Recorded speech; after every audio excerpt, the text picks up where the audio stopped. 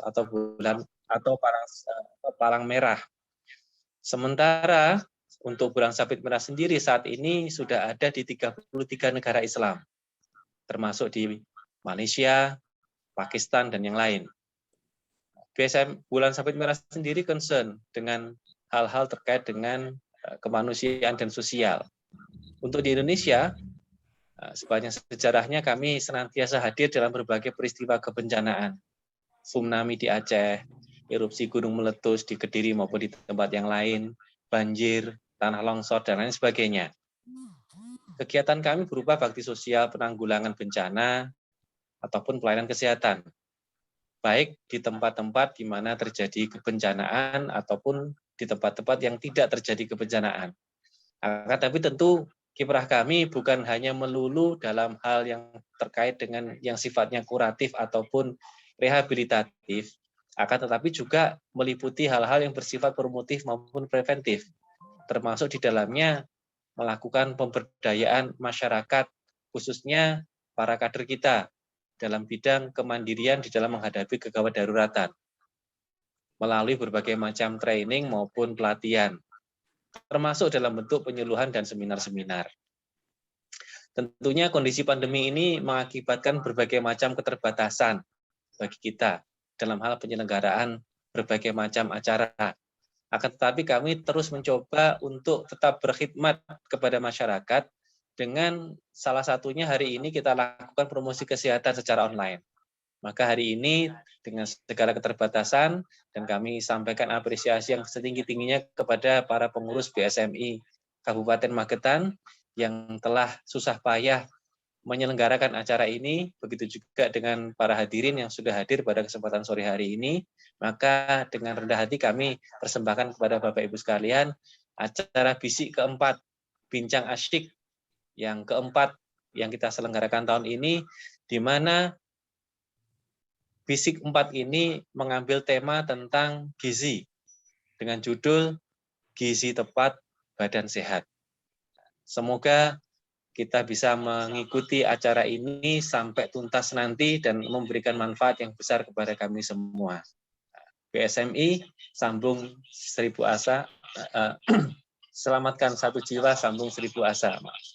Demikian, kami mohon maaf apabila ada kekurangan. Assalamualaikum warahmatullahi wabarakatuh. Waalaikumsalam warahmatullahi wabarakatuh. Terima kasih Dr. Usman Kadafi yang telah memberikan sambutan di acara bisik keempat ini, dan semoga menambah wawasan dari peserta semuanya, terutama tentang BSMI dan sejarah BSMI. Baik, rekan-rekan, marilah kita menuju ke materi inti. Namun sebelumnya saya akan memperkenalkan dari pengisi atau narasumber untuk acara bisik bincang asik keempat BSMI kali ini dengan tema gizi tepat badan sehat, dan akan dibawakan oleh narasumber kita Ibu Ritna. Sebentar. Saya buka dulu contekan kurikulum vitae-nya, mohon maaf. Ya, ini Ibu Ritna ini adalah dietitian ya, ahli gizi di Rumah Sakit Haji Surabaya. Dengan nama lengkap adalah Ibu Ritna Triwidyaningrum, Sarjana Gizi MPH. Beliau lahir di Surabaya 14 November 1973 dan telah dikaruniai dengan 3 orang anak.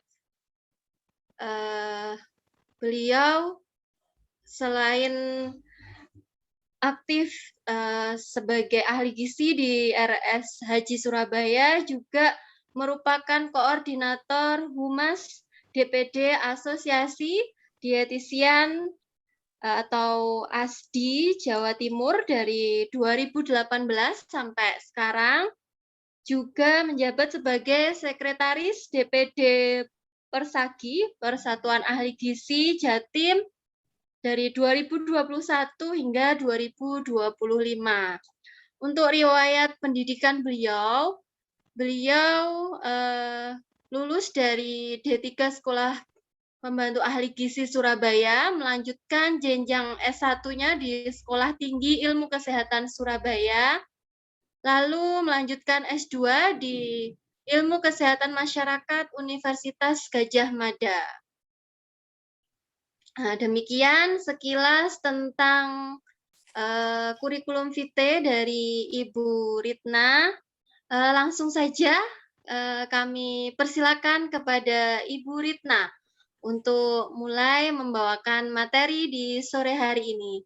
Silakan Ibu, waktu dan tempat kami persilakan. Terima kasih waktunya Mbak Rida Yasinta, dokter ya, Dokter Rida Yasinta. Salam kenal semuanya, alhamdulillah. Bismillahirrahmanirrahim. Senang sekali bisa bergabung bersama teman-teman yang berjuang secara sukarela untuk BSMI ya, Bulan Sabit Merah Indonesia. Pasti bergerak di bidang kemanusiaan dan kesehatan seperti PMI gitu mungkin ya. Ya.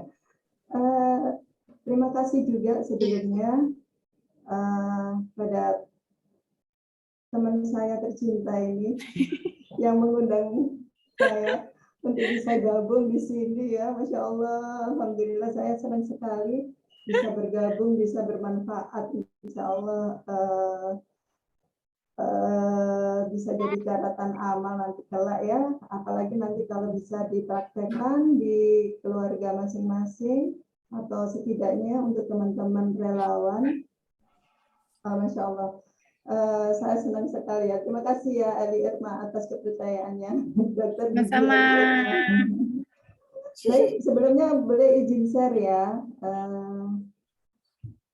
Izin share.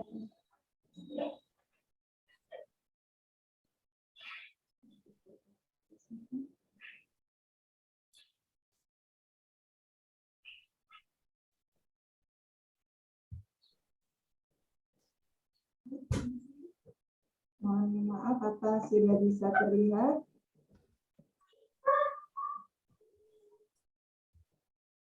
Sampun Ibu. Oke. Baik. Suaranya terlihat jauh. Oke.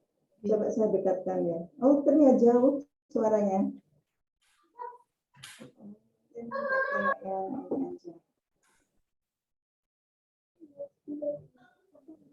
Sudah jelas. Masih terlihat jauh? Masih terdengar jauh? Ya emang kayak gitu. Oke.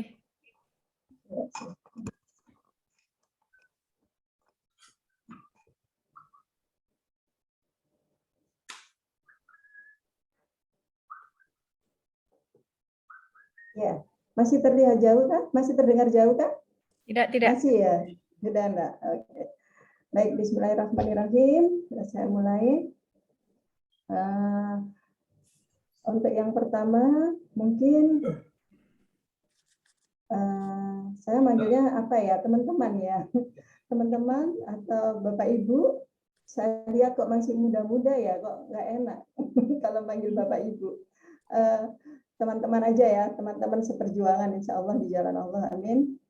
Bahwa sebelum kita melangkah atau sebelum kita tahu lebih jauh tentang gizi yang tepat membuat badan kita sehat, ya kita harus tahu dulu sih apa sih gizi itu. Yang paling saya senang itu menurut Shailiniza Graha, gizi adalah unsur yang terkandung di dalam makanan, yang dimana unsur-unsur itu dapat memberi suatu manfaat bagi tubuh yang ketika mengkonsumsinya dapat menjadi sehat. Saya ambil kata kuncinya adalah unsur makanan dan sehat. Jadi unsur-unsur yang ada di makanan yang membuat badan sehat. Kalau membuat badan tidak sehat, itu artinya bukan bergizi ya, tapi bisa jadi racun atau zat anti gizi yang lain. Kemudian kalau gizi seimbang bagaimana? Ya, gizi seimbang adalah susunan makanan sehat sehari-hari yang mengandung zat gizi dalam jenis jumlah yang sesuai dengan kebutuhan tubuh dengan memperhatikan prinsip keanekaragaman pangan. Ya. Kemudian aktivitas fisik, perilaku hidup bersih, dan memantau berat badan. Jadi tidak hanya sekedar pangan ya, tetapi juga harus didukung dengan aktivitas dan perilaku serta pemantauan berat badan. Nah, mungkin ini yang bisa kita simpulkan dari definisi gizi seimbang, yaitu konsumsi aneka pangan, perilaku hidup sehat, melakukan aktivitas fisik, dan memantau berat badan. Ini masih teman-teman yang ada di puskesmas seperti Dr. Gigi Eli sudah sangat familiar sekali ini dengan 4 prinsip ini.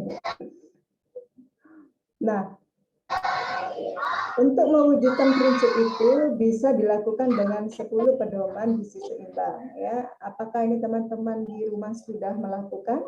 Coba kita cek ya. Yang pertama, aneka ragam makanan pokok. Jadi makanan pokok itu enggak melulu harus nasi, ya, tapi bisa diganti dengan mie, bisa ganti dengan roti atau umbi-umbian.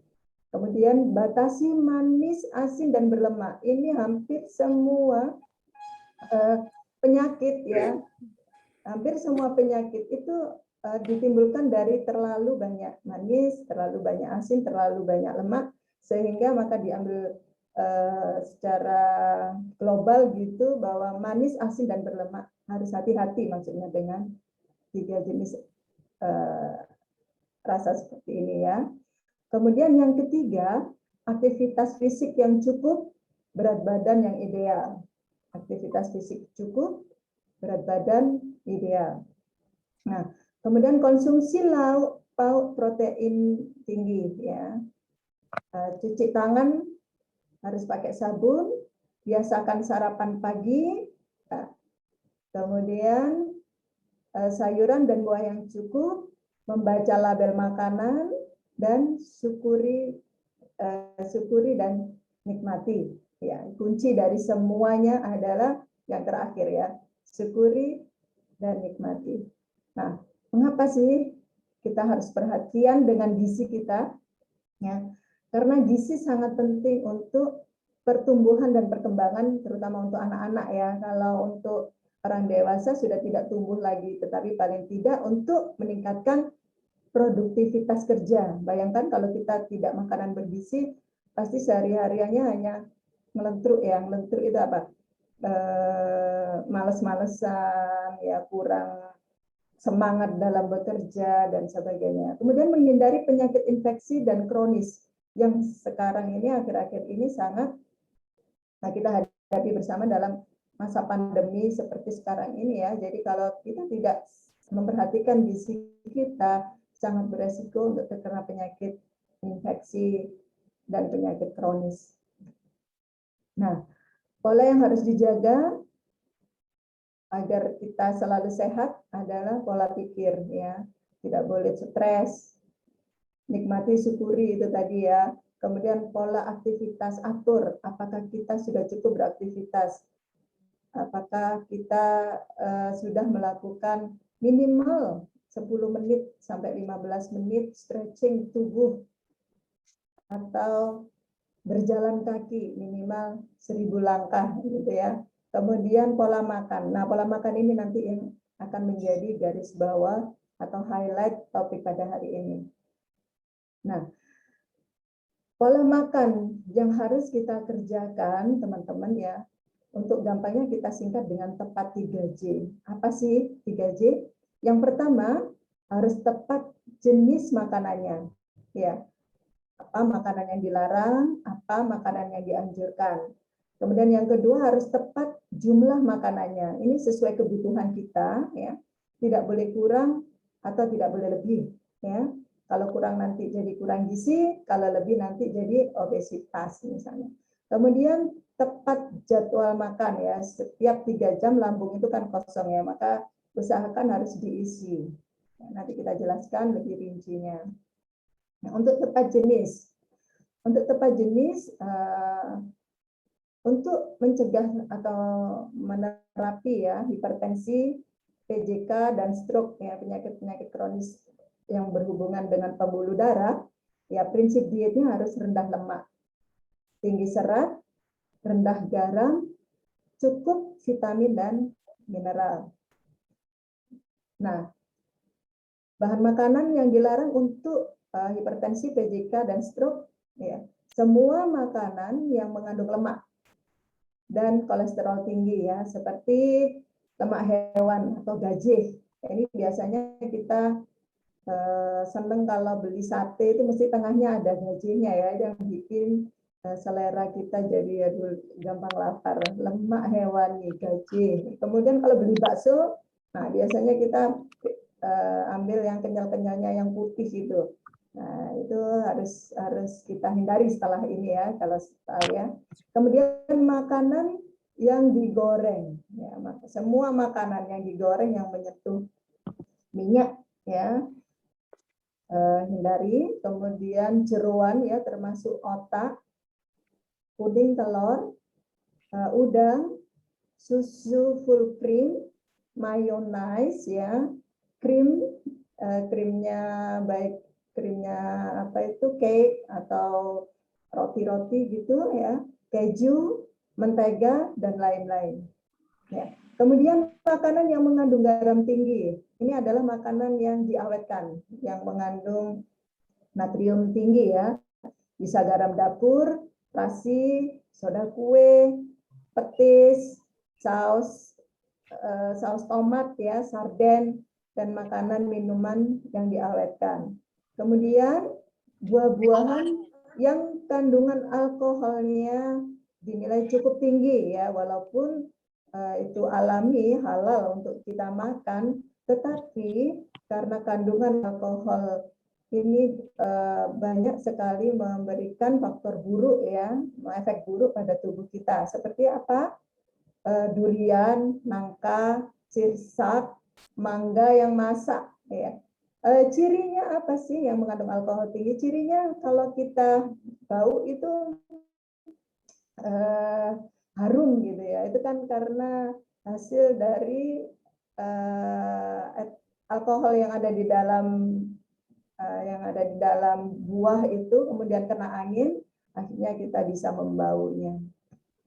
Nah, kemudian yang dianjurkan apa? Nah, dianjurkan yang jelas lauk hewani yang tidak berlemak, ya, dan lauk nabati yang tidak digoreng untuk jenis lauknya. Sayuran dan buah-buahan segar tanpa diawetkan, ya, bisa sampai 5-7 porsi. Ya, kalau kita beli makanan itu biasanya salahnya kita itu orang Indonesia itu sayur dan buahnya itu justru sedikit, ya, yang sering kita lihat. Coba aja kalau beli nasi bungkus gitu, apa yang kita lihat nasinya banyak, ya, sayurnya cuma 1 sendok, oseng-oseng apa, lauknya juga satu porsi. Kalau lauknya sih tidak masalah. Yang jadi masalah itu porsi sayur dan buah makanan orang Indonesia itu pada umumnya kurang. Coba kita lihat aja menu nasi geprek. Ada sayurnya? Nggak ada. Sayur rawon. Ada sayurnya? Ada, Bu. Apa itu namanya? Tauge. Tauge pendek, ya. Tauge pendek bisa makan 6 sendok? Nggak bisa, cuma 1 sendok aja. Soto. Ya. Tapi ada juga menu-menu yang bagus, ya. Seperti apa? Gado-gado misalnya. Capcay. Banyak sekali sayurnya, ya. Kemudian rujak. Nah, itu saladnya orang Indonesia. Itu adalah bisa jadi makanan alternatif untuk mencegah hipertensi PJK, penyakit jantung koroner, dan atau stroke. Ya. Kemudian untuk kencing manis atau diabetes mellitus, apa yang harus kita hati-hati dengan makanannya? Jadi tolong hindari semua makanan yang mengandung gula pasir, gula Jawa, madu, sirup, jam, selai, termasuk kue-kue yang manis ya, seperti brownies, cake ya. Jadi hindari semua makanan yang mengandung gula. Ya kalau misalnya kurang manis boleh lihat Dokter Eli, itu pasti manis itu. Kalau kurang manis bisa melihat temennya yang manis gitu ya. Kemudian batasi bahan makanan sumber karbohidrat. Ini bukan dilarang, tapi dibatasi. Pilihlah karbohidrat yang glikemik indeksnya rendah. Ya, misalnya apa? Nasi ini masih sekitar 60-an ya. Jadi yang kalau bisa yang di bawah 50. Kalau bisa, kalau tidak bisa ya enggak apa-apa. Nasi tapi jumlahnya jangan banyak-banyak. Ketela, pohon ini ternyata glikemik indeksnya cukup tinggi ya, hampir menyerupai gula. Kalau gula itu 100 ya, mendekati 100. Kepohong itu bisa sampai 90-an. Oh, padahal orang Jawa loh banyak yang suka makan pohong ya kan? Ya. Kentang, nah, kentang ini lebih rendah daripada nasi ya, kurang lebih 50-an, 40 sampai 50-an. Bisa bote, roti tawar, ya semua disesuaikan dengan perhitungannya. Kemudian hindari lauk yang mengandung kolesterol dan asam urat tinggi. Nah, apa saja kah? Jeroan, ya bisa jadi otak, usus, jantung, rempelo, dan teman-temannya itu ya.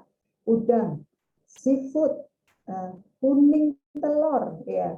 Daging yang berlemak. Jadi kalau pilih daging, pilih yang bersih, yang nggak ada lemaknya. Ayam, kalau ayam, pilihlah ayam yang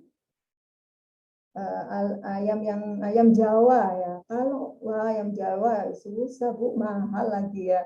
Boleh ayam broiler, boleh, asal masaknya harus usahakan dikukus dulu. Jadi biar minyak yang terkandung di dalam daging ayam itu rontok dulu lah istilahnya. Gunakan sayur dengan kombinasi sayur A dan sayur B ya.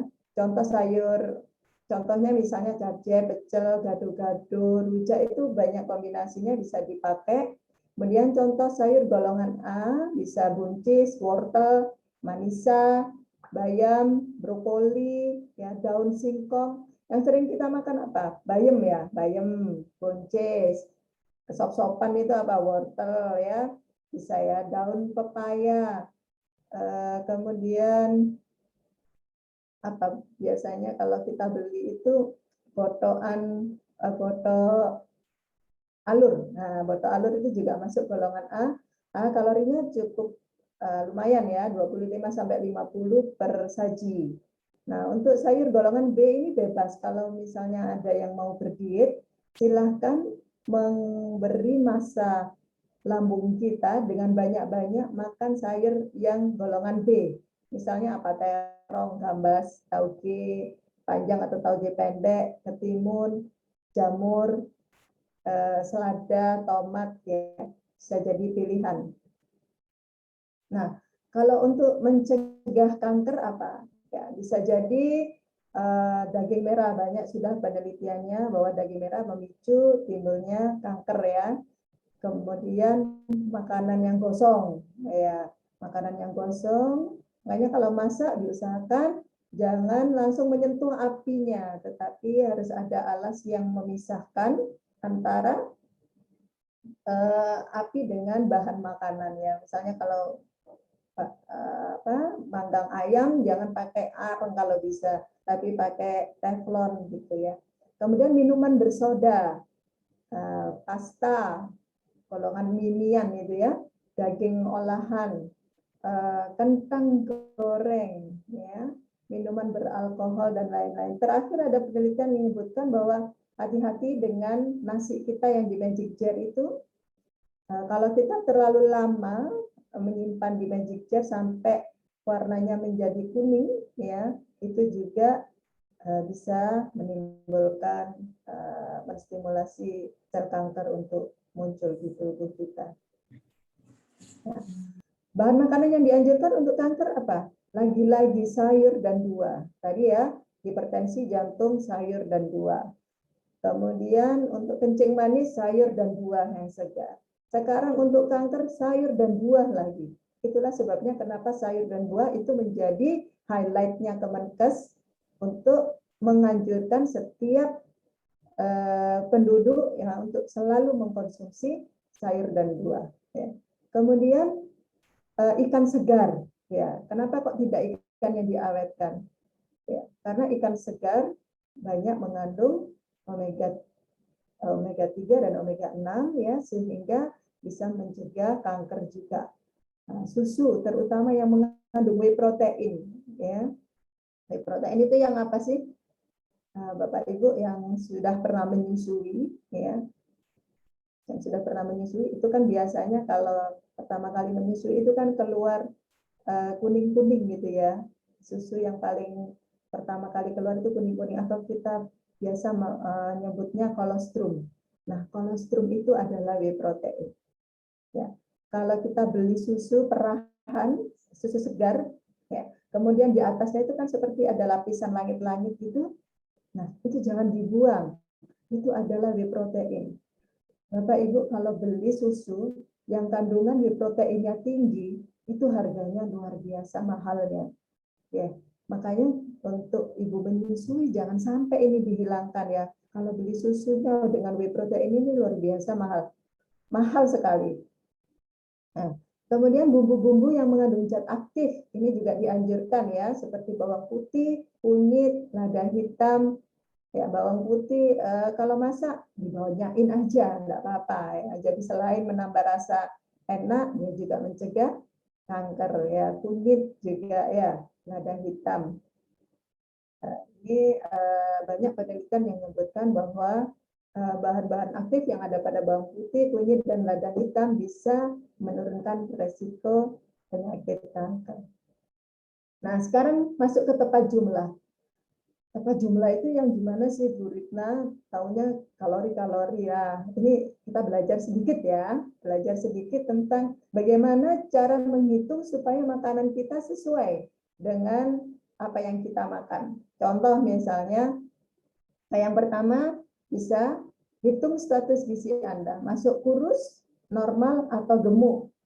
Nah, nanti bila sudah tahu, maka bisa menggunakan IMT atau RDW ya, IMT indeks massa tubuh atau BMI gitu ya bahasa Inggrisnya. Nah, bila status gizi kurus, maka kalikan berat badan aktual Anda dengan 40 kalori.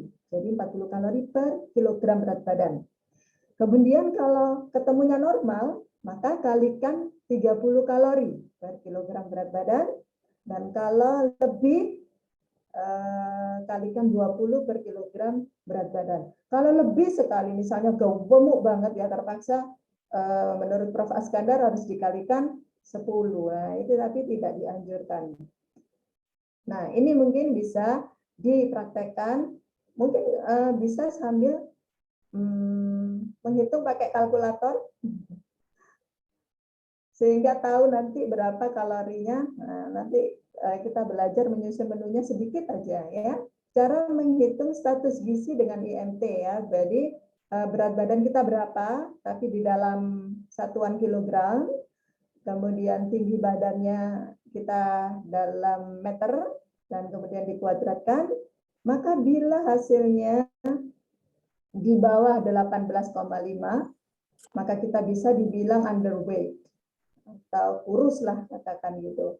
Kalau 18,5 sampai 24,99 atau 25 lah ya, range-nya namanya normal. Kalau di atas 25 sampai 30 itu overweight. Kalau 30 sampai 34, 35 lah ya, obesitas kelas 1, 35 sampai 40 obesitas kelas 2, Dan di atas 40 obesitas kelas 3. Ini luar biasa, ini pasti orang tua.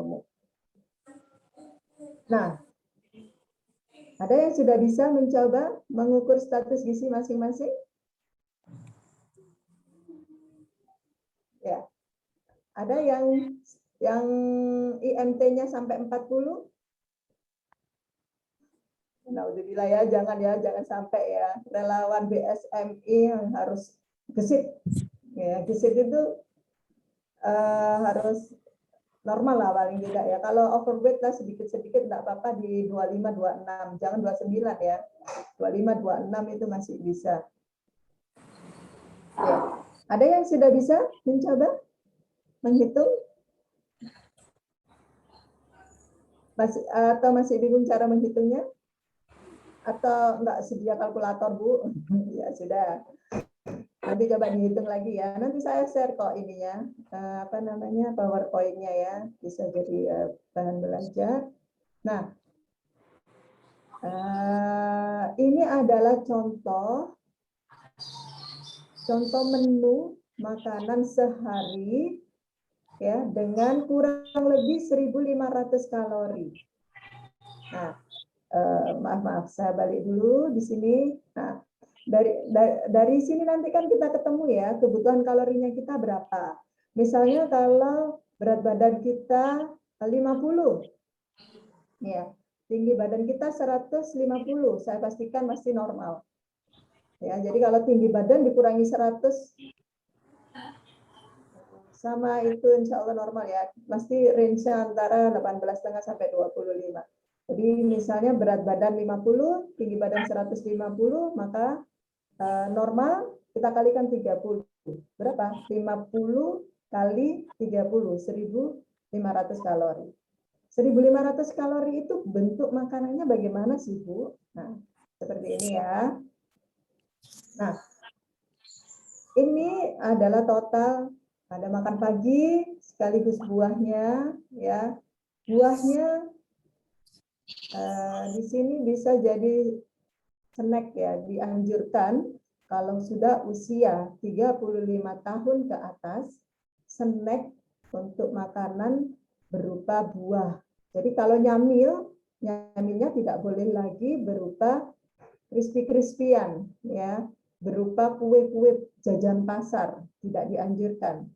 Ya sekali-sekali ya bolehlah, tetapi yang sangat dianjurkan adalah bentuk buah, snacknya berbentuk buah. Ini contoh bisa dilihat nanti ya. Ini dengan nasi kurang lebih 150 itu kurang lebih satu mangkok kecil ya, satu mangkok kecil yang kayak di McD. Nah, kayak di McD itu kurang lebih 150. Nah, kalau kita sudah usia di atas 40 ke atas, ya nasinya harus separuhnya itu. Sayurnya yang harus banyak. Ya, sayur di situ biasanya harus di atas 100 gram lah pokoknya. Kalau ini contohnya kurang ya. Ini contoh makanan di rumah sakit gitu.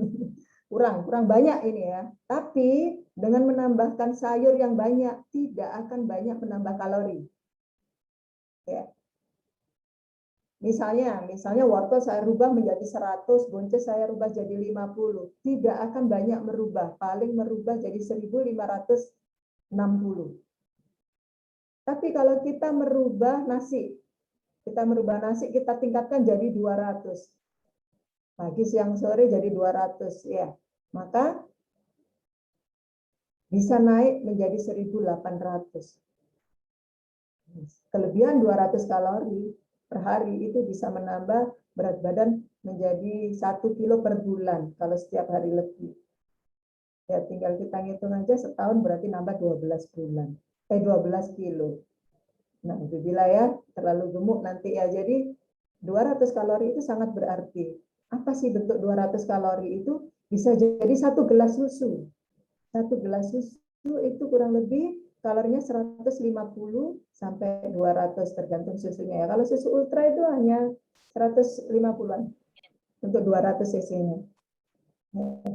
Jadi di situ tidak saya sebutkan susu ya. Jadi nanti bisa ditambah-tambahkan. Oh, kalau kebutuhanku 1.800 ya berarti tak boleh menu yang ada ditambahi susu misalnya begitu. Baik, saya lanjut ya.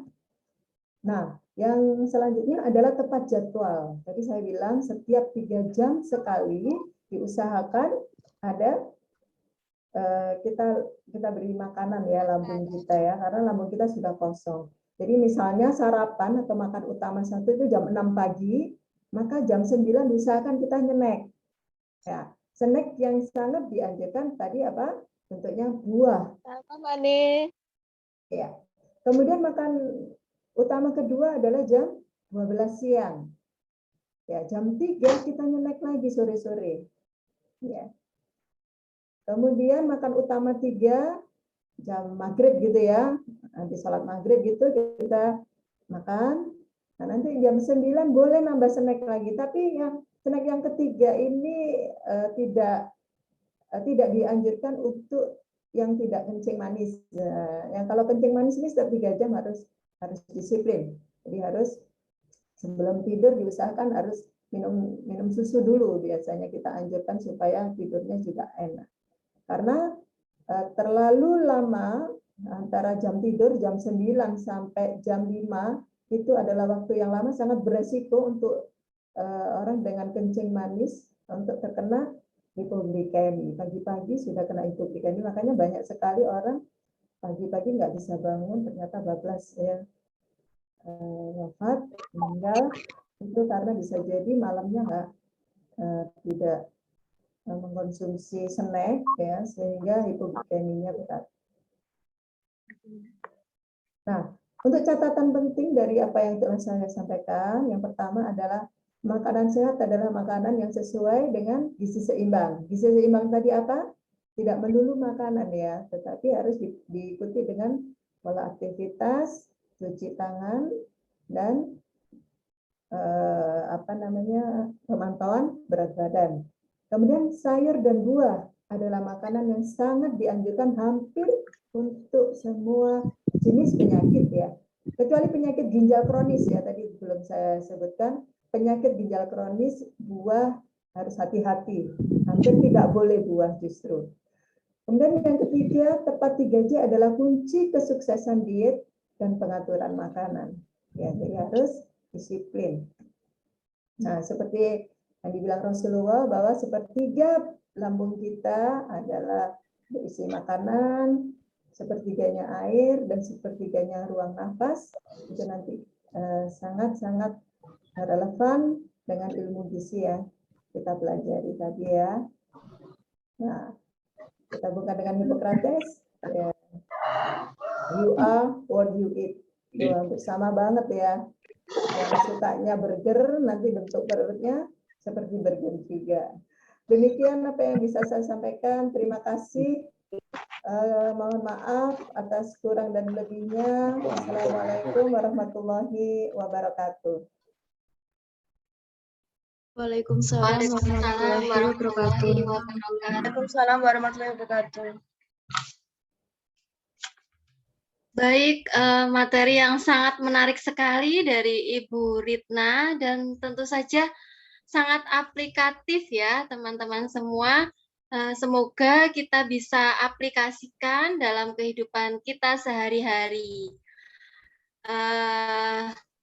Ini sekedar ini ya, bagi yang bertanya selain melalui kolom room chat, bisa langsung raise hand karena kita akan memasuki sesi tanya jawab.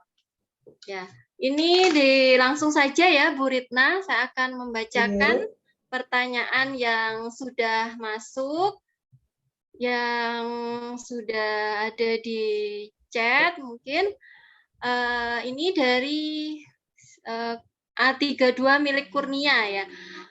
Pertanyaannya adalah diabetes untuk yang ada luka gangren, apa saja yang diperbolehkan dan apa saja yang dilarang. Mungkin tadi sudah disampaikan untuk diabetesnya saja, apakah ada kekhususan untuk diabetes disertai dengan gangren ini Bu Ritna. Kami persilakan mungkin langsung dijawab mawon nggih. Agar Baik, ya. pertanyaannya bagus sekali ya, Mbak siapa? Mbak A32, Mbak A32 Kurnia. Iya. Oh ya, Mbak Kurnia. Jadi secara umum memang tadi sudah saya jelaskan diet untuk diabetes mellitus ya. Memang ada kekhususan untuk pasien dengan gangren. Ya, pasien dengan gangren dianjurkan argininnya lebih tinggi. Jadi arginin ini fungsinya untuk mempercepat penyembuhan luka. Jadi dia lebih cepat menutup luka-luka yang ada di gangren, biasanya di kaki ya, yang ada luka untuk orang yang dengan diabetes mellitus. Ya. Jadi arginin itu sumber makanannya apa? Sumber makanan yang paling banyak ada pada kacang-kacangan. Misalnya kacang hijau, kacang kedelai, gitu ya. Kacang tanah atau kacang merah boleh. Jadi arginin itu makanya kalau ada di rumah sakit itu seringkali kita ngasih snack kacang hijau ya, terutama untuk pasien dengan gangren. Selain itu gangren itu adalah salah satunya bentuk infeksi. Jadi perlu protein yang tinggi. Protein tinggi itu bisa diambilkan dari ekstrak putih telur atau ekstrak ikan kutuk. Ya. Biasanya kalau di rumah sakit kita menambahkan tambahan selain susu skim itu susu yang rendah lemak, ya kita tambahkan juga snack berupa kacang hijau, gitu ya, bubur kacang hijau boleh, atau kolak kacang hijau juga boleh, atau susu kedelai. Ya, itu yang spesifik dari diet gangren ya, atau biasanya kalau di Dr. Sutomo atau di rumah sakit haji kita makainya diet diet G gitu ya, diet gangren. Ya, itu perbedaannya selain yang sudah dijelaskan tadi ya. Jadi spesifiknya adalah menambah kacang-kacangan dan menambah protein yang tinggi terutama dari ikan segar. Loh, kalau ada alergi gimana? Pakai putih telur. Loh, alergi putih telur juga pakai susu skim. Terpaksa ya. Jadi mungkin itu yang bisa saya sampaikan. Gimana Mbak Kurnia?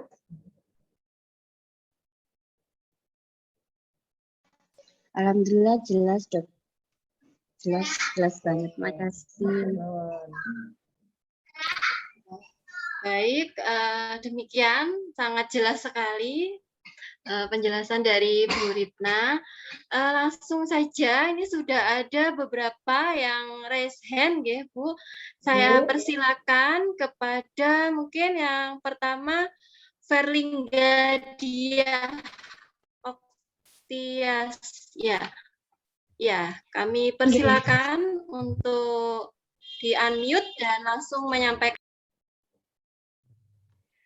Baik, mohon izin bertanya Ibu. Perkenalkan, nama saya Verlingga Dia Oktiasa Putri, mahasiswa program studi D3 Kebidanan Magetan, Poltekkes Kemenkes Surabaya.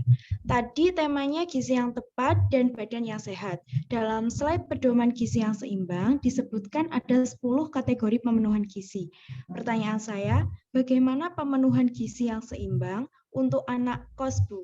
Dikarenakan anak kos sering mengkonsumsi makanan yang tidak sehat, dikarenakan uang yang terbatas dan minimnya waktu untuk memasak makanan yang sehat. Terima kasih, Ibu. Oke, waduh, pertanyaannya ini luar biasa ini ya. Saya 2 tahun juga kos, waktu kuliah di UGM juga kos, jadi pengalaman banget ini saya ya, dalam bagaimana caranya mengatur makanan saat kita kos. Kalau tanggal tua itu bisa rasa-rasa macam-macam ya, rasa rawon, rasa soto, rasa nasi padang, mie-nya, mie instan. Tapi jangan berkecil hati. Ini dari Poltekkes Kemenkes Surabaya. Mbak Enggak, siapa tadi? Ibu. Oh iya, kebetulan saya dosen di sana juga, Mbak. Tapi bagian gizinya. Ya, jadi untuk mensiasati, ya, yang pertama memang harus pintar-pintar mengatur anggaran. Ya, jangan sampai nanti tanggal muda, makanya bisa sehat lah, katakan bisa sehat, nanti tanggal tua ngirit ya. Nah, itu ya nggak benar juga. Jadi sebetulnya makanan sehat itu justru makanan yang murah. Kenapa? Karena sayurnya, coba kalau kita beli di warteg, pasti sayurnya lebih murah, lebih banyak, ya kan? Ketimbang kalau kita beli di McD. McD itu udah sama sekali tidak sehat, nggak ada sayurnya. Tapi lebih mahal kan? Ya, carilah menu-menu yang ada, menu-menu yang bisa kita beli di warteg-warteg, tetapi kita bisa mengaturnya dengan mengambil nasinya sedikit, sayurnya yang banyak. Jadi kenyangnya justru lebih lama. Kenapa? Karena lambung kita lebih lama memprosesnya serat, ya, memproses serat itu lebih lama ketimbang kalau hanya makan nasi dan lauk saja. Jadi justru tambah irit mestinya kalau kita benar dalam memilih apa yang kita beli. Coba kalau kita makan gado-gado, gado-gado yang sayurnya banyak, ya, atau rujak, pasti lebih lama tahannya ketimbang kalau kita hanya makan nasi geprek. Harganya unda-undi itu apa? Sama aja. Ya. Kemudian kalau ternyata aduh saya tuh nggak suka Bu sayur, nggak suka buah, bukan nggak suka ya, apa namanya? Nah, kalau makan langsung itu misalnya kalau geprek masa pakai sayur Bu, kan enaknya hanya timun gitu ya. Ya udah, kalau tidak bisa dipenuhi dengan menu seperti geprek itu ya, atau Kentucky, apa sih, McD atau Kentucky gitu, fried chicken lah. Ya. Minimal minumnya jangan minum teh manis atau Fanta atau Coca-Cola. Belilah jus buah. Ya. Harganya memang lebih mahal sedikit, ya, tetapi untuk memenuhi sayur yang terserat yang tadinya tidak ada pada menu geprek. Saya paling suka bilang geprek itu soalnya di mana-mana sekarang lagi booming geprek ya. Nelongso ya bentuknya seperti itu ya, ayam goreng nelongso ya seperti itu. Yang paling aman itu memang di warteg. Kalau tidak salah di depan kampus itu ada warteg ya, yang banyak sayurnya. Enggak tahu lagi kalau belum pernah masuk kampus karena masa pandemi. Di depan kampus itu dia ada apa namanya? Ya intinya banyak sayur.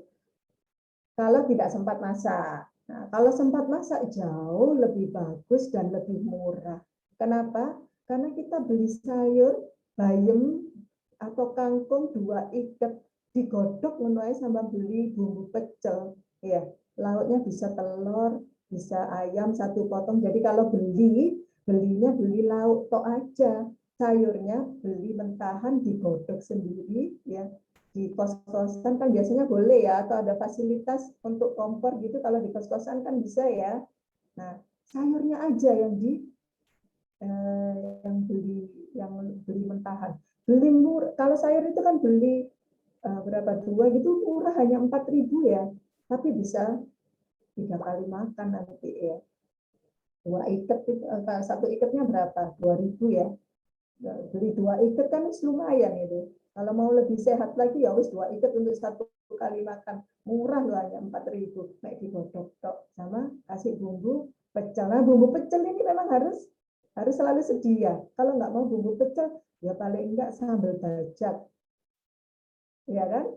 Ditolekno sayur, ditolekno itu sambal bajak.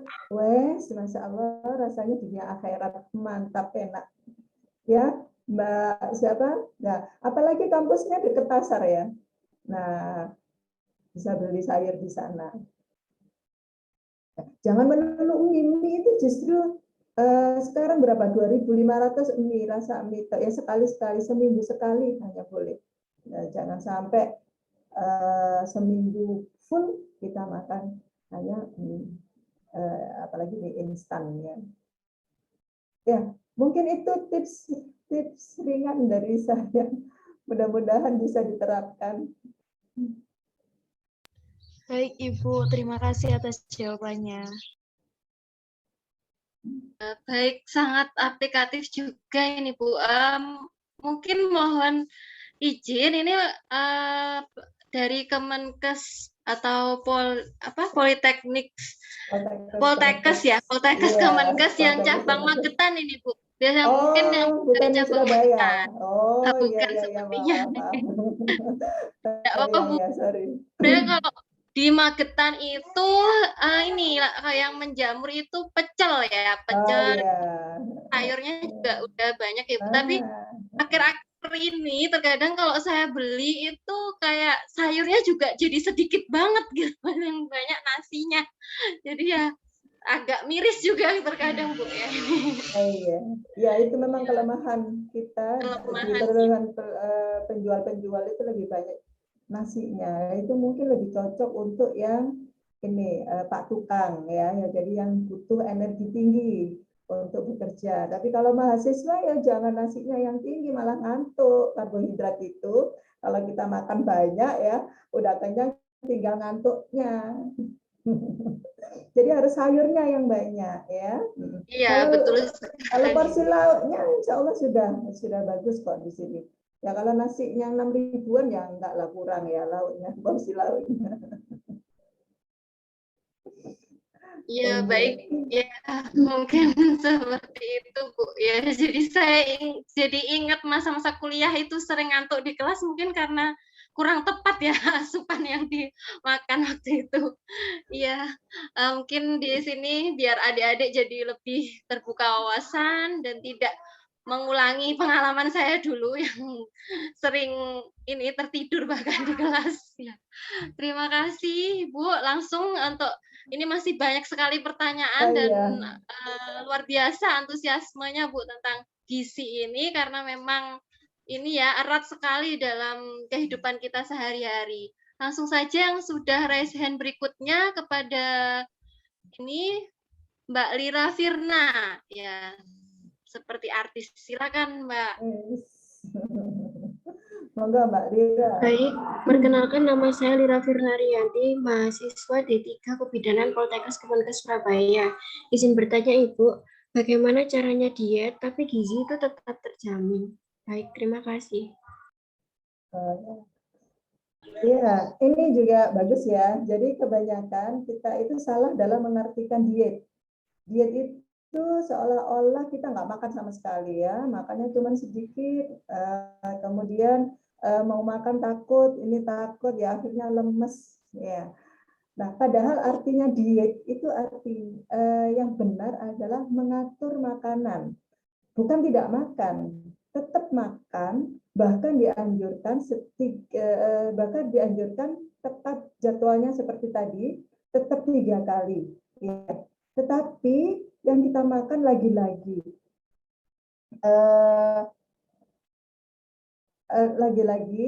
jenis makanannya yang harus kita perhatikan. Ya. Jadi kalau tadi pertanyaannya gimana? Bagaimana caranya diet supaya tidak lemas gitu ya? Bagaimana caranya diet tapi gizi tetap terjamin?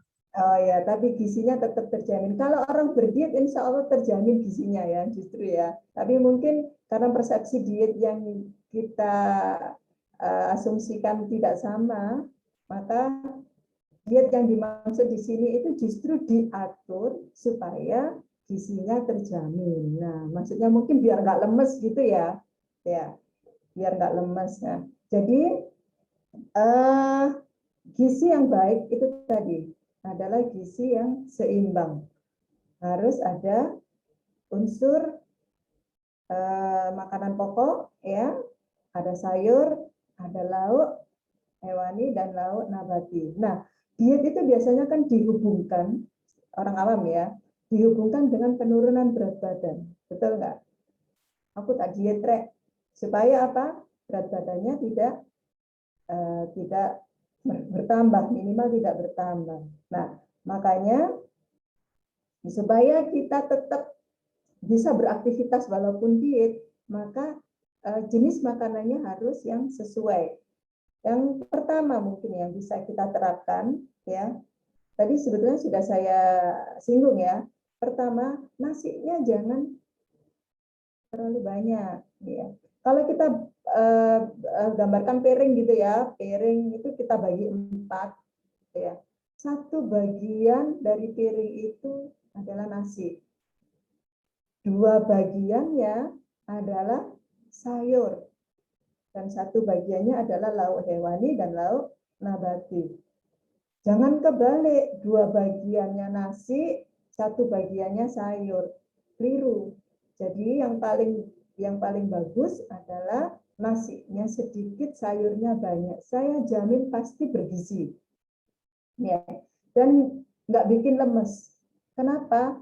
Karena dengan sayur yang banyak, itu volume lambung kita akan terpenuhi. Ya. Garai lemes itu kan kalau sudah kerucuk-kerucuk. Kerucuk-kerucuk itu artinya apa? Kerucuk-kerucuk itu artinya lambung kita sedang bergerak dengan gerakan peristaltiknya, ya, sehingga bunyilah kerucuk-kerucuk itu tadi, ya, alias bising usus ya, kalau bisa kita bilang bising lambung dan bising usus ya. Nah itu akan bunyi kerucuk-kerucuk gitu. Itu karena lambung kita kosong. Nah, tapi kalau isinya adalah sayur dan buah yang lebih banyak daripada nasi, ya, maka lambung kita akan tahan lama. Nggak gampang kerucuk-kerucuk tadi. Kalau nggak kerucuk-kerucuk, ya nggak ada sinyal yang dikirim ke hipotalamus, ya, maka kita tidak akan merasa lapar. Ya, kita nggak akan merasa lapar. Ya. Jadi yang saya tekankan di sini banyak makan sayur dan buah. Jadi berat badannya tidak akan nambah, tetapi juga nggak akan lapar dan gizinya pasti terjamin. Ya, gizi terjamin itu asal tetap memenuhi karbohidrat, protein, dan sayur dan buah. Nambahi susu boleh. Susunya pilih yang rendah lemak, ya. Misalnya susu apa ya? Boleh nyebut merek nggak ya? Susu skim ya, atau susu Anlin, Prolin, gitu ya. Apalagi ya? Yang banyak dipakai itu Entrasol, betul. Entrasol fit, ya. Jadi yang rendah lemak. Pokoknya ada label low fat, ya. Jadi tetap bergizi, boleh tetap minum susu, nggak nambah gemuk. Tetapi kalau nambah susu tadi saya bilang berarti nambah kalori, maka harus ada yang dikurangi. Nah itu gunanya menghitung tadi.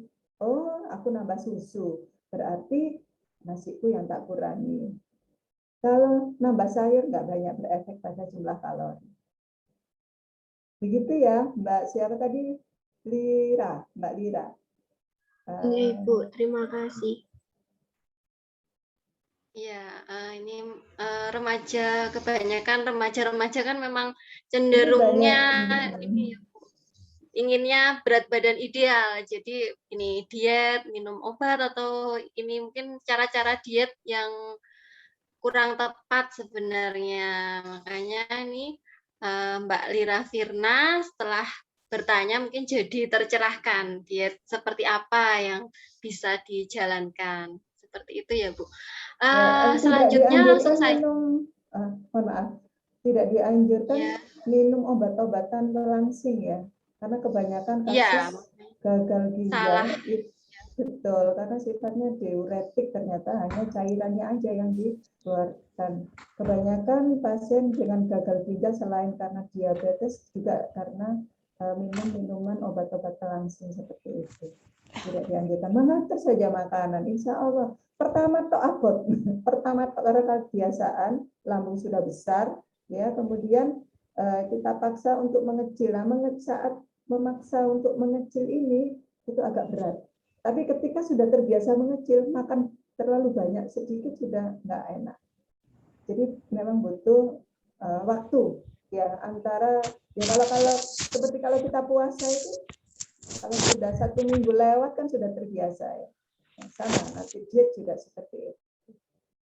Ya, terima kasih Bu. Ya, jadi memang ini ya kurang disarankan untuk minum-minum suplemen obat langsing ya Bu yang juga marak ya. Lebih baik mengatur makanan sehari-hari. Ya, masih ada yang raise hand. Ini kebetulan sepertinya peserta terjauh ini Bu. Dari Mbak Nana di Bursa Turki. Ya, saya persilakan. Benar ya Mbak Nana ya? Monggo Mbak Nana bisa di open mic-nya. Assalamualaikum warahmatullahi wabarakatuh. Waalaikumsalam. Perkenalkan, saya Nana. Mohon izin bertanya, bagaimana? Ini kebetulan suami saya itu picky eater ya Bu ya. Jadi makannya itu milih-milih. Jadi bingung mau ngatur gizinya, ngitung-ngitungnya gimana. Itu bagaimana Ibu caranya kita untuk memberikan asupan gizi tapi dia picky eater. Begitu. Terima kasih. Pilih-pilihnya gimana ya Mbak Nana? Maksudnya di Turki itu kan kebiasaannya hanya daging, tomat, terus bawang bombay gitu, ayam gitu. Tapi dia makannya itu selalu tomat sama bombay ya. Daging itu dia nggak terlalu, ayam juga nggak terlalu. Jadi bingung juga nih mau masakin apa. Jadi untuk memenuhi kebutuhan proteinnya ya, mungkin ya yang agak susah ya karena pilih-pilih ya. Tapi kalau bombay sama tomat mau kan? Nah, itu bisa mau, menjadi seneng. Boleh tahu berat badannya atau IMT-nya berapa? Berat badan terakhir itu dia 57 ya. 57 dengan tinggi badan 140 berapa dia ya? 150. Berarti normal ya. Normal ya. Normal, tapi dia bekerjanya malam hari, Bu. Nggak maksud saya, tapi untuk laki-laki kelihatan kurus itu. Iya. Kelihatan kurus. Tapi nggak terlalu kurus juga sih. Iya, kelihatan. Ya intinya secara IMT-nya atau perhitungan IMT-nya sebetulnya normal ya. Kalau boleh tahu sumber proteinnya terus selama ini makan apa? Sumber protein?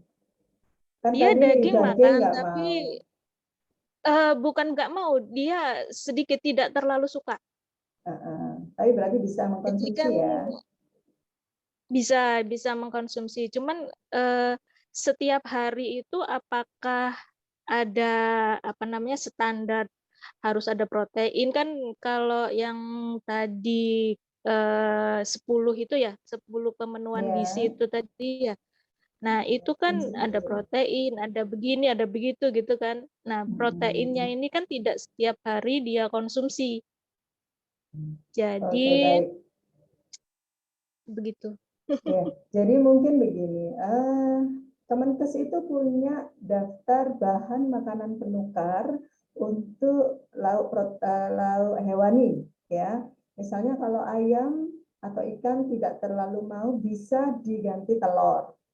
Kalau telur mau, bisa diganti telur. Atau sumber protein yang lain bisa diganti susu juga bisa, ya. Atau ikan. Telur dia suka, Ibu. Gimana? Kalau telur dia suka, berarti bisa masih terpenuhi ya? Kalau telur suka, ya enggak apa-apa. Tetapi perlu diingat, semakin bervariasi bahan makanan itu adalah semakin bagus. Jadi kalau telur ya lama-lama ya nggak sehat juga karena kuning telur itu kolesterolnya lumayan tinggi, ya. Kalau kalau boleh saran, ada ikan misalnya, itu jauh lebih bagus ketimbang daging dan ayam memang. Kalau di sana apakah susah ikan? Ikan kebetulan pas musim-musiman aja. Jadi Kalau kalau musim dingin musim-musiman ya banyak. agak susah. Kayak begini ini musim dingin, memasuki musim dingin banyak. Dia kalau musim dingin itu dia suka makan hamsi ya. Hamsi itu semacam ikan teri, tapi terinya itu teri laut gitu loh. Jadi Diawetkan? kecil-kecil gitu ukurannya. Enggak Enggak, tidak segar seger. ya? Jadi Oh ya. Bagus itu. Itu bisa sebagai pengganti ayam proteinnya itu atau tadi. daging. Iya. Jadi nanti boleh di googling gitu ya, bahan makanan penukar untuk lauk hewani. Jadi bisa jadi lauk hewani itu selain dari ayam, daging ya, ayam, daging, ikan, telur, udang ya, kemudian seafood Udang ya, kalau pokoknya laut-laut. Udang nggak seberapa kalau mau udang juga. enggak, maksudnya kalau udang di Turki itu kan beda mazhab ya.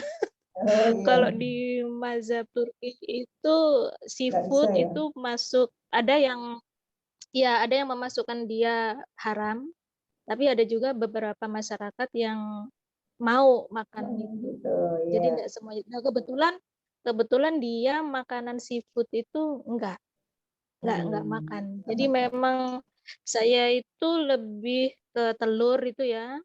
Terus ada seminggu beberapa kali gitu dia kalau mau tomat, bombe, saya campurin kawurma itu kayak semacam daging tumis gitu loh, Bu. Cuman frozen ya. Nah, iya. Jadi kalau biasanya Ngakalinya begitu jadi. betul harus diakal ya. Jadi supaya tidak kelihatan melok-melok, orang Jawa bilangnya melok-melok ya, kelihatan melok-melok daging atau ikan disuir-suir, ya, atau dibentuk apa gitu, pentol bakso apa gitu ya. Jadi nggak kelihatan kalau itu daging, itu hanya teknik aja. Kalau hanya nggak suka karena kadang-kadang kan nggak suka karena kelihatan daging gitu ya. Nah itu bisa buat potong kecil-kecil dicampur dengan kacang panjang misalnya atau buncis gitu, jadi nggak kelihatan banget kalau itu daging. Nah itu insya Allah bisa masuk ya. Begitu juga ayam juga bisa disuir-suir, dicampur dengan sayur biasanya untuk ngakalinya seperti itu, atau bisa dicampur dengan telurnya seperti buat martabak itu ya, tapi ditambahi bawang bombay yang banyak gitu ya, jadi dagingnya dicincang kemudian dicampurkan menjadi martabak sudah. Itu pasti insya Allah lebih bisa diterima ketimbang kalau melok-melok kelihatan daging gitu ya Mbak Nanda ya. Ya mungkin teknik penyajiannya aja yang bisa bisa diakali. Ya, salam buat teman-teman di Turki ya. Ada senang di sana. Insya Allah. Iya banyak. Masya Allah. Baik, dapat rezeki bisa di sana ya. Amin. Mudah-mudahan saya insya Allah. Amin, monggo. Mampir, Bu. Insya Allah, ya, amin. Amin, ya Rabbal Alamin. Mbak Nana. Ya, itu saja mungkin. Ya, alhamdulillah sudah terjawab dari pertanyaan jauh-jauh dari Turki ya Bu. Semoga bisa mencerahkan untuk Mbak Nana ya. Mungkin kalau ini yang ibu-ibu juga, yang anak-anak ya, kebanyakan itu yang picky eater itu anak-anak ya Bu ya. Jadi memang harus ini ya diakali dari penyajian, memang benar sekali Bu. Ya, langsung saja saya akan melanjutkan untuk pertanyaan berikutnya. Ini karena sudah tidak ada yang raise hand, saya akan membacakan dari kolom chat. Dari Mbak Rizky, izin mau bertanya, ada beberapa di masyarakat kita yang memberi pernyataan bahwa kalau makan kacang-kacangan agak berlebih menyebabkan linu-linu di tulang atau persendian. Bahkan ada yang bilang kalau bisa menaikkan kadar asam urat. Itu Bu. Bagaimana Bu dengan pernyataan tersebut? Apakah sepenuhnya benar atau bagaimana ini? Silakan. Ya, terima kasih pertanyaannya Mbak Rizky ya, yang tanya. Mbak Rizky. Mbak Rizky ya, ya. Iya memang betul Mbak ya. Jadi kacang-kacangan itu mengandung purin tinggi ya. Nah purin ini bisa menyebabkan penyakit gout ya, atau orang Jawa bilangnya rematik gitu ya. Rematik yang bikin linu-linu. Nah untuk mencegahnya bukan berarti tidak boleh ya. Hanya dibatasi sehari hanya 25 gram saja bolehnya. 25 gram itu sak pira ya, sak jumput gitu ya, satu genggam gitu. Kalau kacang hijau misalnya satu genggam gitu, nah itu kurang lebih 25 gram. Ya. Jadi misalnya kalau mau buat kacang kolak kacang hijau, berarti kan 1/4 untuk 10 orang. Nah, lumayan banyak kok 25 gram itu. Kalau jadi kolak itu lumayan banyak, kenyang ya. Nah, tapi yang bikin lebih parah itu karena sebenarnya kan tidak terlalu dibatasi ya, hanya 25 gram itu sudah lumayan banyak. Yang bikin lebih parah itu karena psikologinya sudah bilang, waduh, makan kacang itu kok linu temenan gitu. Padahal kalau kita hanya makan tidak lebih dari 25, insya Allah aman ya. Nah, kalau kita sudah makan lebih, ternyata kalau misalnya banyak ya, kita itu sambil ngerjakan tugas gitu kan mesti sebelahnya kacang. Ya, enggak mesti sih ya, tergantung. Kacang kalau enggak habis lidah kita pahit. Ya enggak. Kalau enggak habis lidah kita pahit karena sih nyamil terus sampai sak bungkus itu kan lumayan banyak ya, kalau ya lihat bungkusnya juga. Nah, kalau sudah terlanjur makan kacang terlalu banyak, untuk yang masih muda-muda ini mungkin tidak langsung terasa. Ya, karena kadar purinnya masih rendah. Supaya nanti kalau sampun sepuh ya tidak terasa gampang linu, air putihnya diperbanyak. Setiap habis makan kacang-kacangan minumnya harus diperbanyak. Diusahakan selalu melihat warna air seni kita ya. Kalau air seni kita warnanya tidak bening, berarti kurang minum. Kalau kuning-kuning biasa gitu aman lah, masih aman antara kuning sampai bening. Usahakan kalau bisa sampai bening. Bening itu artinya penumpukan yang ada di dalam ginjal sudah keluar semua. Ya, zat racun yang harusnya dikeluarkan oleh ginjal itu akan bisa bersih ya dengan minum air putih yang banyak. Ya. Dengan demikian insya Allah akan mengurangi kadar purin yang menumpuk di dalam tubuh. Begitu kira-kira ya. Oh, terima kasih Ibu jawabannya. Sama-sama, mudah-mudahan manfaat. Amin. Ya, baik, sudah puas ya Mbak Rizky. Saya akan melanjutkan pertanyaan berikutnya dari Mbak Kurnia Puji. Adakah makanan yang dihindari agar pada ibu hamil trimester 1 tidak mengalami mual-mual, Ibu? Mungkin anjuran-anjuran makanannya atau yang dihindari apa saja? Silakan, Bu. Untuk ibu hamil, ya ibu hamil ini memang untuk trimester pertama itu kan terjadi mengalami mual-mual ya, makanya biasanya jatuh-jatuhnya, lemah-lemahnya itu adalah di awal kehamilan. Nah, makanan yang tidak bikin mual itu adalah makanan yang rendah lemak. Jadi hindari makanan yang lemaknya tinggi, biar enggak enek. Ya, goreng-gorengan itu juga bikin enek kan. Ya, hindari yang goreng-gorengan. Tapi dianjurkan untuk makanan yang yang kecil-kecil itu yang bisa buat nyamil. Ya, misalnya biskuit yang kecil-kecil itu ya. Biskuit ya, pokoknya biskuit yang kecil-kecil itu bisa untuk menambah asupan energi ya, tetapi tidak menambah mual. Tapi kalau goreng-gorengan seperti tahu goreng, ayam goreng, apalagi Kentucky fried chicken ya, yang hampir semua yang digoreng itu bikin santan itu juga bikin enak. Nah, kalau sudah enak, itu biasanya terus malas makannya. Ya. Selain itu, mungkin yang bisa dianjurkan untuk ibu hamil trimester pertama,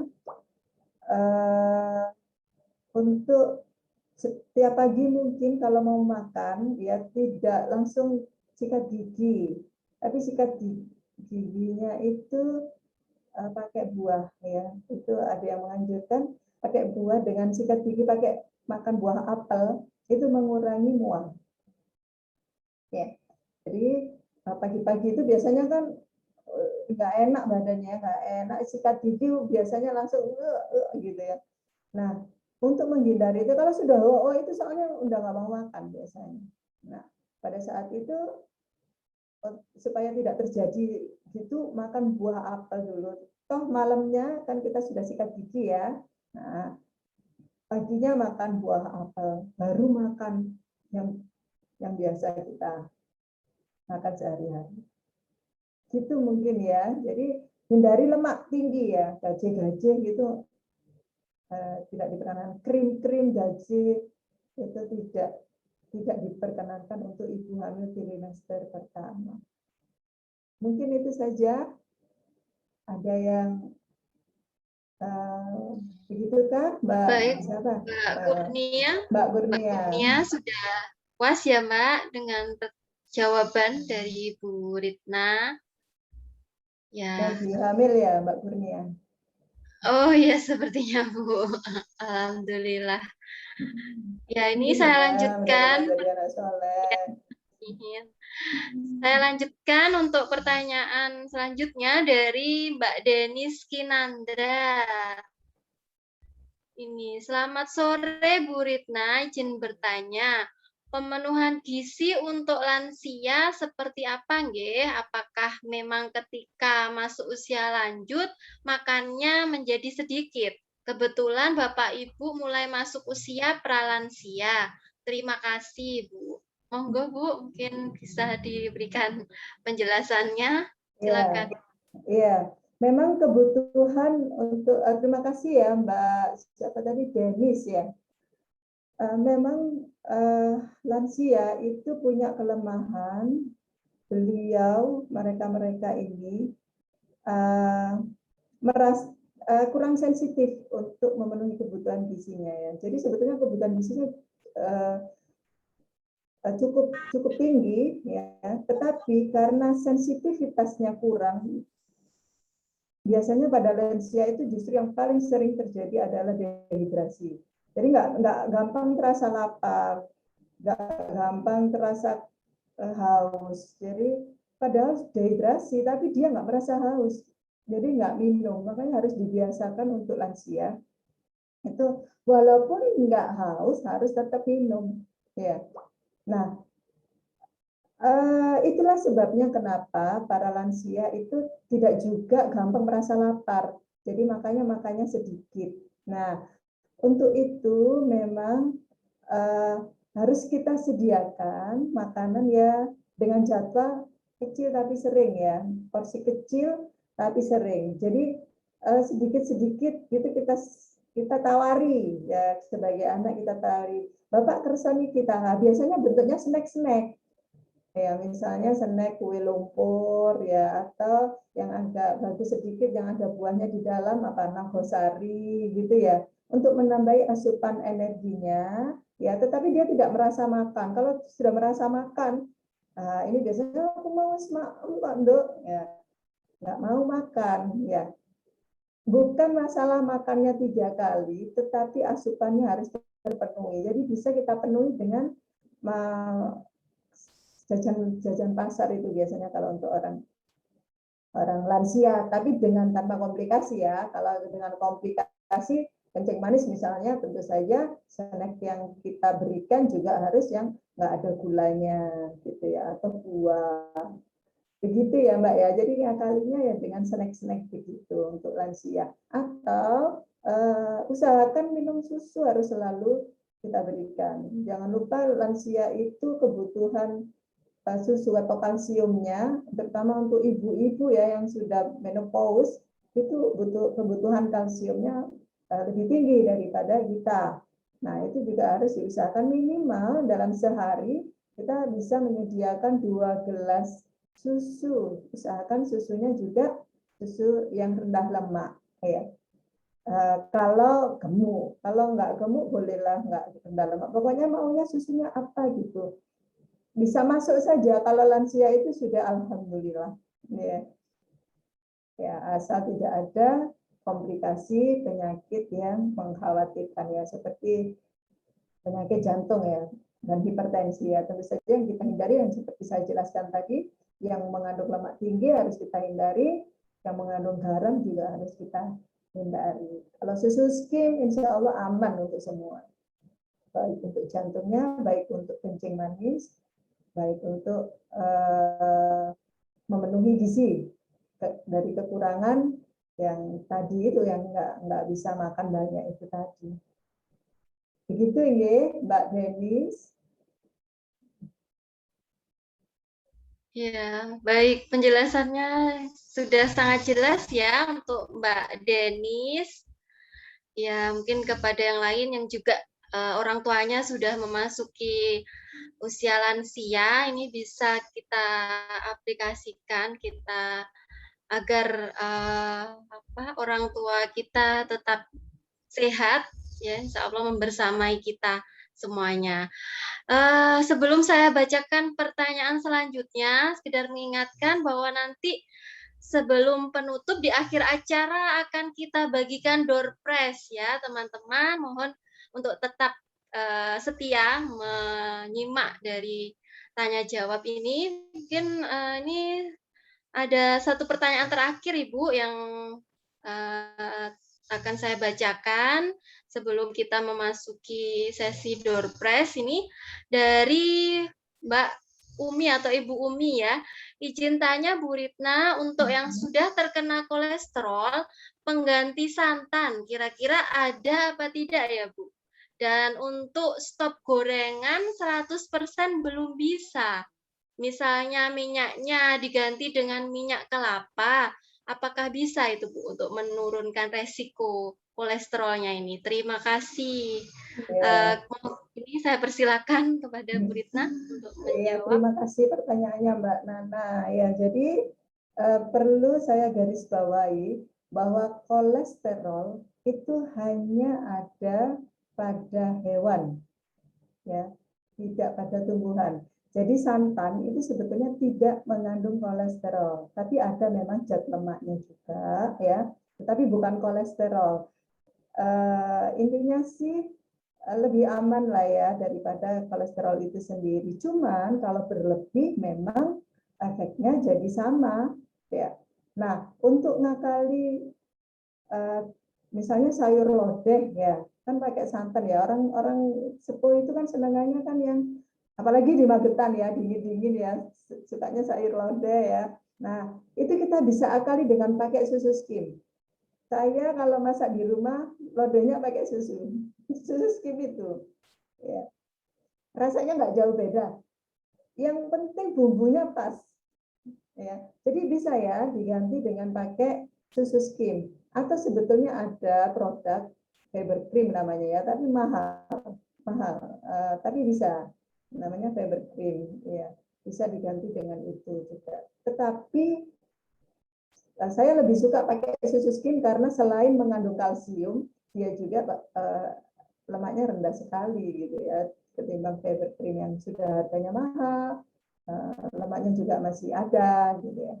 Kemudian belum bisa menghindari gorengan. Baik, kalau belum bisa menghindari gorengan, ya ini memang agak susah.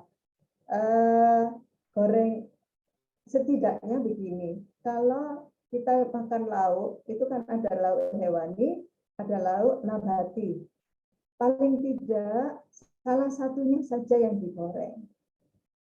Gitu ya. Dan usahakan pakai minyak yang bersih, maksudnya jangan pakai jelantah. Ya. Minyak itu usahakan kalau sudah 2 kali goreng, ya, itu terus jangan diberikan lagi untuk ibu-ibu yang sudah lansia. Jadi minyak kalau perlu yang minyak pertama kali itu saja yang dipakai. Yang terpaksa ini ya. Kalau bisa ya jangan. Tapi kalau terpaksa ngakalinya seperti itu. Minyaknya harus minyak yang satu kali pakai, ya. Nggak boleh minyak jelantah atau minyak bekas, ya. Kemudian itu pun hanya salah satu saja. Misalnya kalau ayamnya digoreng, ya tahu tempenya ojo digoreng, gitu ya. Nah, terus santannya juga diganti dengan susu skim. Gitu ya, kira-kira. Atau bisa nggak pakai susu skim, tapi pakai kemirinya diperbanyak. Nah, kemiri kalau banyak, itu justru bagus untuk mencegah penyakit kanker. Ya, bawang putih, kemiri diperbanyak itu. Karena minyak kemiri itu minyak omega 3 dan omega 6-nya tinggi, ya. Jadi kayak minyak kemiri itu sama seperti minyak zaitun, minyak biji matahari gitu ya. Jadi kalau nggak suka pakai susu ya udah kemirinya diperbanyak. Gitu ya, Mbak Nana. Mbak Nana ya. Sama kayak Mbak yang gitu kita. Mbak Umi S. Oh, Mbak Umi. Oh, Mbak Nana ini yang ya, live ya. Oke. Oke, Mbak Umi. Begitu kira-kira ya, Mbak Umi yang bisa. Ya, terima kasih. Nah, pencerahannya. Sami-sami. Alhamdulillah. Ya. Baik, alhamdulillah sangat menarik sekali ya Bu. Sebenarnya mungkin masih banyak ya pertanyaan-pertanyaan yang mungkin terkait gizi ini karena memang sangat luas sekali ya Bu, apalagi dihubungkan dengan keadaan individual yang berbeda-beda ya Bu, karena pendekatan gizi itu memang individual ya, ini kasusnya tidak bisa disamaratakan ya tentunya untuk orang-orang dengan penyakit-penyakit tertentu seperti itu ya. Terima kasih banyak Bu Ritna atas penjelasannya dan juga ilmunya yang sangat ini ya bermanfaat insya Allah ke depannya bila kita terapkan dalam kehidupan kita semua agar kita semuanya sehat ya Bu. Amin ya, terutama di masa pandemi ya tentunya. Kesehatan ini adalah yang utama yang harus kita jaga ya. Langsung saja ini kita lanjut ke acara berikutnya yaitu pembagian door prize Ibu. Mungkin karena ada 2 buah door prize ini Bu Ritna untuk bisa berkenan memberikan pertanyaan Ibu, nanti akan kita pilih yang tercepat menjawab pertanyaan atau ya raise hand mungkin ya, nanti raise hand kita live aja, yang berani raise hand akan kita tunjuk dan bisa menjawab pertanyaan dari Bu Ritna, 2 buah pertanyaan ya. Mungkin 1 pertanyaan pertama dulu Bu, dipersilakan Ibu. Ya, pertanyaan pertama, sebutkan minimal 3 jenis bahan makanan yang harus dihindari oleh penderita penyakit kencing manis. Iya, pertanyaannya mudah ini sebenarnya. Monggo para peserta silakan raise hand untuk langsung menjawab. 3 aja ini yang disebutkan ya Bu ya. Ya, silakan. Ya baik, sudah ada 1 yang raise hand ini kepada Mbak Verlingga Diah Oktiasa Putri. Silakan Mbak di open mic-nya dan menjawab pertanyaan Bu Ritna. Baik, jawabannya adalah yang pertama roti tawar, terus tepung terigu, sayuran yang dimasak dengan tambahan garam, keju, dan mentega, atau saus dalam jumlah banyak, lalu buah-buahan kalengan yang mengandung banyak gula, lalu sayuran kaleng yang mengandung garam tinggi, serta daging berlemak dan kulit ayam. Terima kasih, Ibu. Bagaimana Ibu Ritna jawaban dari Mbak Verlingga ini? Sebetulnya betul ya, tapi ada kurang tepatnya ya. Jadi itu tadi ada beberapa yang dibatasi. Yang pertanyaannya adalah yang dilarang. Ya, yang dilarang mungkin dikasih kesempatan untuk membetulkan jawaban, Tadi jawabannya Mbak Mbak Verlinga. Verlinga Saya kasih 75%. kesempatan untuk Ya. untuk melengkapi 100%. Saya persilakan Mbak Verlinga membuka kembali mungkin catatan-catatannya. Baik. Silakan Mbak. Makanan yang dilarang adalah roti, lalu bukan dilarang. Yang dilarang tuh yang sama sekali tidak boleh ya Bu ya. Yang sama sekali boleh. No, itu big no. Ya, kalau yang masih sedikit itu artinya dibatasi. Iya. Ya. Tadi sudah jelas ini kentang disebutkan di goreng, slide-nya. minuman yang bercampur pemanis dan sereal. Serta makanan ringan dalam kemasan. Iya. Bagaimana? Sepertinya browsing ya, bukan yang dari saya. Iya, enggak apa-apa. Enggak apa-apa ya. Iya, terima kasih Bu Ritna. Ini mungkin dimaafkan ya Bu ya kekurangan sedikitnya ya, karena sudah berani raise hand itu udah poin. Sudah bagus.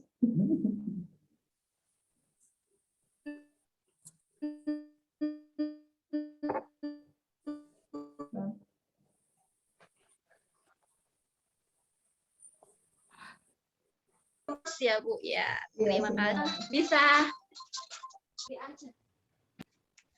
telepon saya paketnya terus.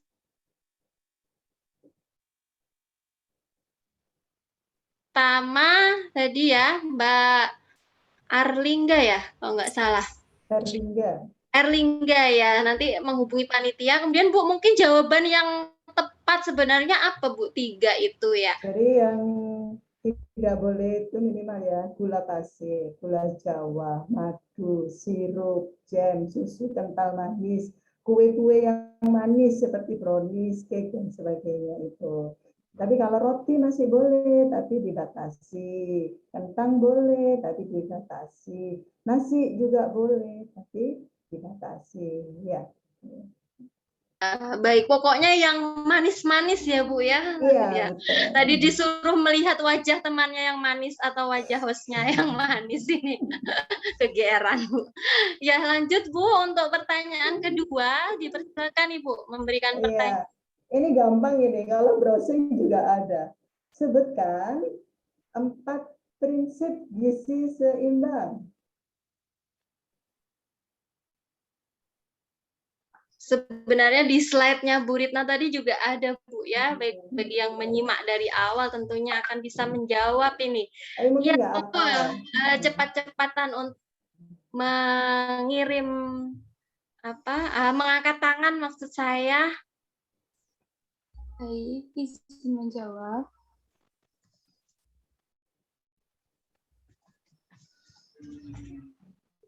Sebentar. Belum ada yang mengangkat tangan. Mengangkat tangan dulu aja. Oh iya, baik. Mbak Indah Permatasari, silakan Mbak Indah. Baik, Ibu izin menjawab. Yang pertama, pentingnya pola hidup aktif dan berolahraga, menjaga berat badan ideal, mengonsumsi makanan dengan beraneka ragam. Yang terakhir, menerapkan pola hidup bersih dan sehat. Ya.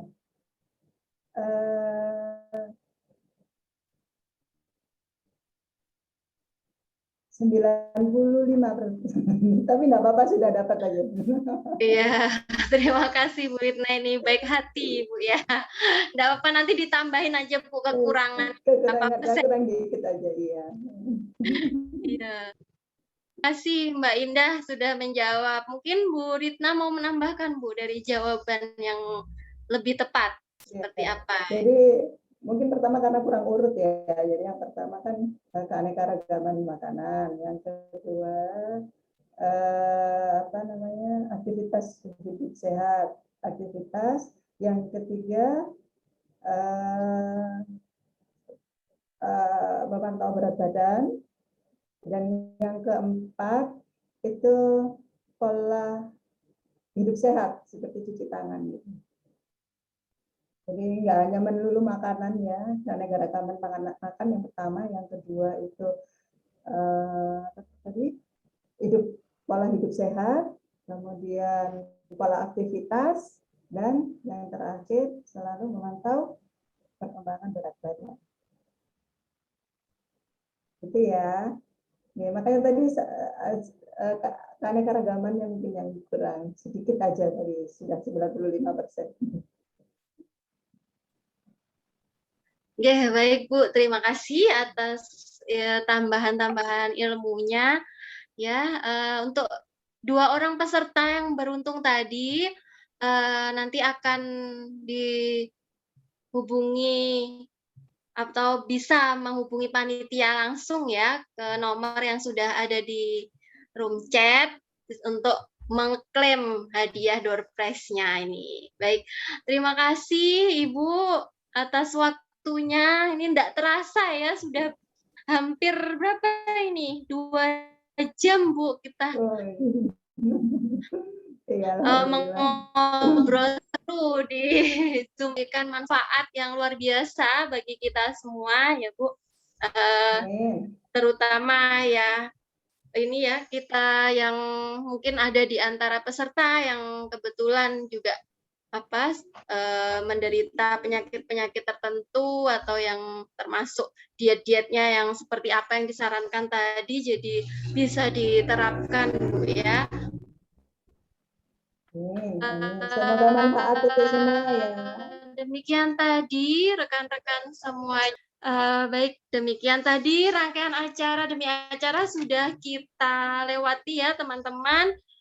Sebelum saya tutup mungkin ini ya sedikit saya mereview beberapa ini ya poin penting dari penyampaian Bu Ritna tadi. Ini namanya selisih N aja Bu, ini sama saya. Saya Rida, jenengan Ritna ya Bu ya ini. Itu nama kakak saya Rida. Oh ya Bu, jadi kita berjodoh ini Bu. Ya jadi bagaimana kita bisa memenuhi gizi secara tepat agar badan kita sehat. Tentunya tadi ya selain kita mengatur makanan-makanan kita, tak kalah pentingnya juga aktivitas fisik, cuci tangan pakai sabun, minum air putih, lalu juga senantiasa bersyukur itu juga penting ya Bu ya, agar kita tidak hanya sehat badannya tapi juga psikisnya juga sehat, itu penting sekali itu ya Bu. Ya, dan juga sehat itu penentunya banyak ya, dari pola pikir, pola aktivitas, pola makan ya. Mengatur semua pola itu tadi dengan baik dan seimbang, insya Allah kita akan mencapai hidup sehat ya. Demikian tadi mungkin Bu poin penting yang saya tangkap, selain dari secara khusus makanan-makanan yang harus dihindari maupun yang disarankan bagi penyandang penyakit tertentu tadi sudah sangat jelas sekali Bu Ritna sampaikan. Mungkin bagi teman-teman yang mungkin ada yang kurang jelas, mungkin nantinya di kesempatan suatu saat nanti mungkin Bu kita bisa berjumpa kembali untuk memperluas wawasan lagi ya Bu ya. Saya berharap bisa. Semoga Bu Ritna tidak bosan dan tidak jemu ya Bu dengan saya dari BSMI Magetan. Terima kasih banyak. Bisa menjadi bagian dari BSMI. Oh iya Bu, amin. Alhamdulillah, terima kasih banyak Ibu. Nanti materinya saya share di Bu Eli ya. Oh iya, baik Bu, bisa di-share ke Bu Eli. Nanti kita akan teruskan di grup Bisik 4 nih. Alhamdulillah sudah ada grupnya. Setiap Bisik kita bikinkan grup, nanti grup sementara ya Bu, karena Bisik itu 1, 2, 3, 4 nanti insya Allah bulan depan semoga kita bisa melaksanakan Bisik 5 Bu ya. Amin, dengan tentunya ya tema yang berbeda lagi tentunya teman-teman, tetap semangat, tetap ini ya stay tune dengan kegiatan-kegiatan BSMI. Ya, demikian karena ini sudah mendekati waktu maghrib, langsung saja marilah kita tutup acara Bisik 4 kali ini dengan membaca hamdalah dan doa penutup majelis. Alhamdulillahirabbil alamin. Subhanakallahumma wa bihamdika asyhadu an la ilaha illa anta astaghfiruka wa atubu ilaik. Amin. Terima kasih banyak Ibu. Mohon maaf sebesar-besarnya bila ada kesalahan. Assalamualaikum. Waalaikumsalam warahmatullahi wabarakatuh. Waalaikumsalam warahmatullahi wabarakatuh. Mungkin berfoto bersama dulu. Sudah banyak foto. Sudah banyak yang langsung. Sudah banyak yang memfoto ya. Sudah tak foto 43. Oh iya, terima kasih semua peserta. Assalamualaikum. Waalaikumsalam warahmatullahi wabarakatuh.